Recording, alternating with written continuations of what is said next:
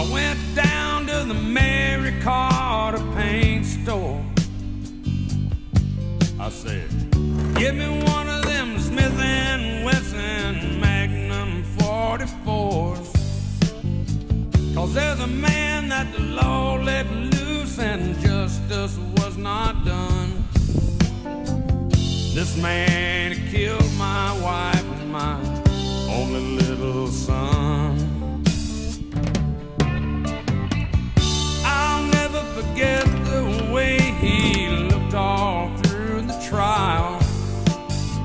He had his big name lawyer and he had that smirky smile. Whoa, yeah.